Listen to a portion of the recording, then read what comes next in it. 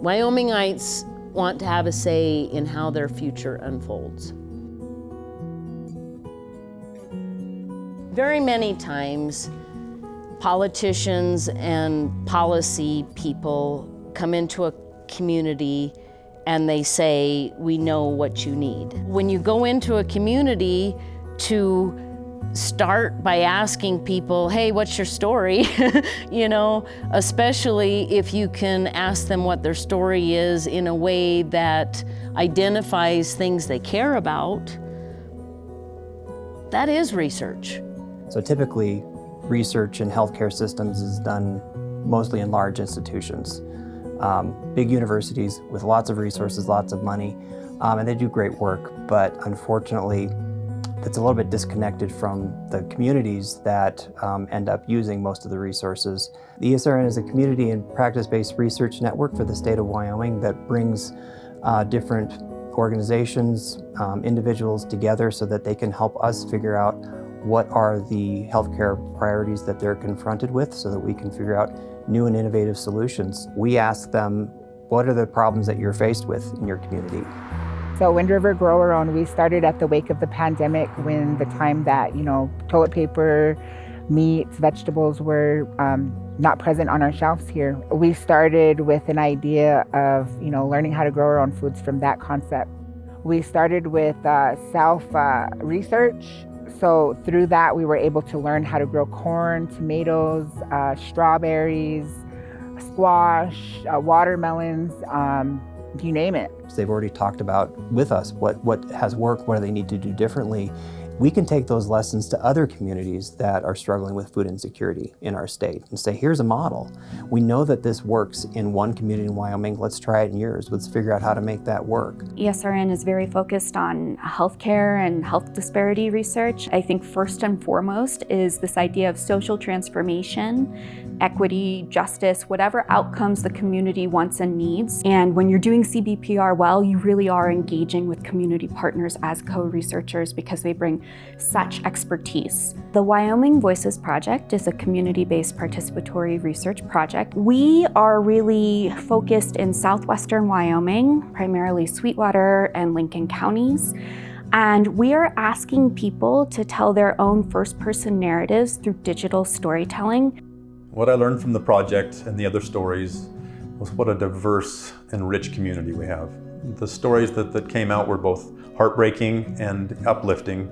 My story is focused on my life with the Jim Bridger power plant. I kind of tailored my story around what it was like to be raised in a small town next to the power plant during the boom, and what the generations have been like, the people I worked with, and now this next phase for both of us is a little bit unsure. So the Voices of Wyoming project has been important to me because I would have let my voice go unheard had it not been somebody saying, you need to say something.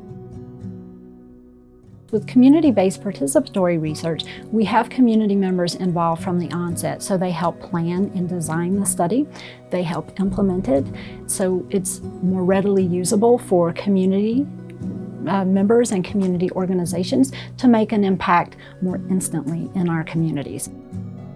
My sister is one of the main reasons why I became a teacher. She has so many disabilities that would easily, people would just say, oh no, she can't do anything, she's not, worth her time. So going into a music classroom for her, she loves music. And she sings along if she can. If she doesn't know the song, she'll just kind of, dance along if she wants to. But that's valuable to her because she gets to spend time with her peers. So our partnership grant is focused on the engagement of students with disabilities in the music classroom specifically. So that would involve having students using multi-sensory learning, which is something where you try to use as many of your 5 senses as possible in one lesson. So you could do something utilizing a visual aid with some music, for instance. With music, it's pretty easy to do. Part of our goal is to be able to learn from this project so that we can then insert components of it into our curriculum at UW. It could become part of a professional development that would be reaching out to multiple teachers and districts and schools across Wyoming and beyond. Again, the most important thing about CBPR is that if we do our job here at the ESRN, we're closing the loop and we're helping that community then take this new knowledge and do something with it. So Grow Our Own, what we found out is that, we were healing people. And our research study is still in the process of getting edited because we want to focus a little bit more on the healing of, mental health issues. So we're hoping to be able to help multiple teachers, even internationally, with figuring out how to better engage students with disabilities in their classroom. It's like this little group of people, me and my friends, are having some conversations about big things that matter in our communities, and that feels empowering. So I am confident that we're going to get not only continue with this piece of getting diverse voices, but really, getting into the industry itself, current workers, so that we build this grassroots power, because that's how it happens, one conversation, one story at a time. Well, I think the ESRN has huge potential, especially because we're not focusing on just one thing. We're saying, let's look at the whole state. What are the whole range of things that are problems in our state? And we can't solve them all. We're not trying to. We're trying to pick out some of the big ones and then say, how do we move the needle on those? And maybe it's just a little bit at first. But if we keep doing this, if we do it over and over and over and get more people involved in this, then we have the real power to start moving the needle on a lot of different things.